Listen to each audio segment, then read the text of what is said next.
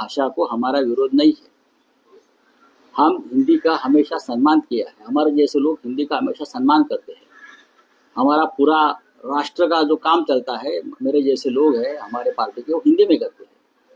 लेकिन primary school में class चौथी तक का जो आपने निर्णय लिया है त्रिसूत्री भाषा सूत्र का, कि हम तीसरी भाषा हिंदी का आपको कंपलसरी करेंगे, ये स्कूली बच्चों के ऊपर एक बोझ है।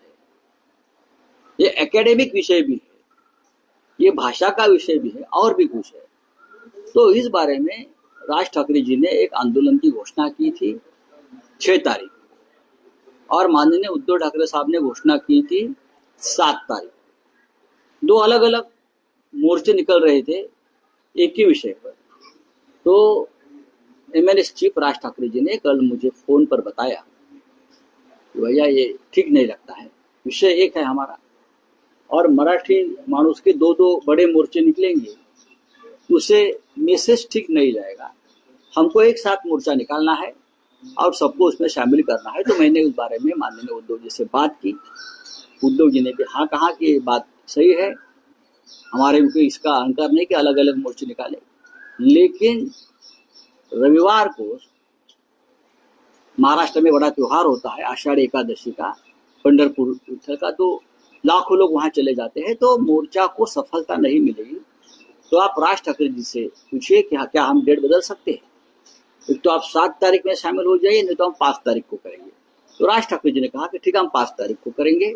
अभी हम दोनों मिलकर, शिवसेना एंड एमएनएस दोनों मिलकर 5 तारीख को इस बारे में हमारा आंदोलन शुरू करेंगे। सर, अमित शाह ने कहा है कि हिंदी भाषा किसी दुश्मन नहीं हो सकता, क्योंकि महाराष्ट्र में शक्ति। देखो, अमित शाह ही महाराष्ट्र के दुश्मन है। अमित शाह को सब, जिस व्यक्ति ने बाला साहब ठाकरे जी की शिवसेना को इस प्रकार से तोड़ा है, चुनाव आयोग और सुप्रीम कोर्ट में हाथ में लेकर, वो महाराष्ट्र का दुश्मन है। उनकी बात हम क्यों सुननी चाहिए? हम उनकी बात नहीं सुनेंगे।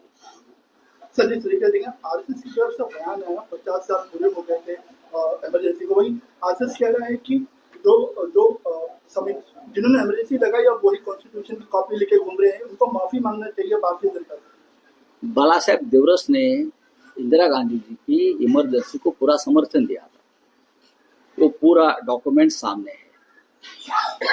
इंदिरा गांधी ने संविधान के अधीन रहकर इमरजेंसी लागू की, जैसी आज अनडिक्लेयर्ड इमरजेंसी, अघोषित इमरजेंसी, वैसी नहीं थी। बाला साहेब देवरस ने आपातकाल को समर्थन दिया था कि अगर किसी को उसके डॉक्यूमेंट चाहिए तो मेरे पास है, मैं उनको दे सकता हूँ।